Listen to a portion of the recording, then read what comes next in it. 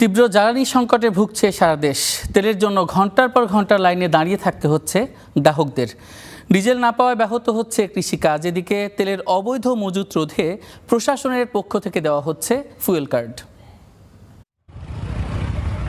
সকাল থেকে সন্ধ্যা, মধ্যরাত থেকে ভোর, দিনের প্রায় পুরোটা সময় পেট্রোল পাম্পের সামনে এভাবে গ্রাহকদের দীর্ঘ সারি। মধ্যপ্রাচ্য যুদ্ধ শুরুর পর থেকে সারা দেশে দেখা দিয়েছে তীব্র জ্বালানি সংকট। সরকারের নানা উদ্যোগেও সমাধান হচ্ছে না সংকটের। মঙ্গলবারও বিভিন্ন জেলায় তীব্র জ্বালানি সংকটে ভুগছেন গ্রাহকরা। তেলের অভাবে বন্ধ বেশিরভাগ ফিলিং স্টেশন। যেসব পাম্প খোলা আছে তাতে চাহিদা মতো তেল পাচ্ছেন না মোটরযান চালকরা। একটা পাম্পে তো কোনো তেল পাচ্ছি না, ওনাদেরকে জিজ্ঞেস করলেও ওনারা বলতে পারতেছে না যে কবে তেল আসবে বা কবে দিতে পারবো। আজকে মনে করেন কাজ থিয়া যায় তেলের জন্য দেড়া থেকে 134 টাকা গাড়ির পরে 200 টাকার তেল দিছে। 200 টাকার তেল দিয়ে তো আপ ডাউন করতেই শেষ হয়ে যাবে। এদিকে ডিজেল সংকটে ব্যাহত হচ্ছে কৃষিকাজ। সেচ দিতে না পারায় ক্ষতির সংখ্যা দেখা দিয়েছে বোরো ধানের আবাদে।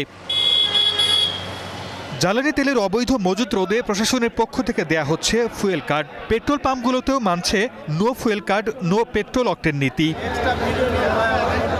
সর্দার মোহাম্মদ আরিফ, স্টার নিউজ।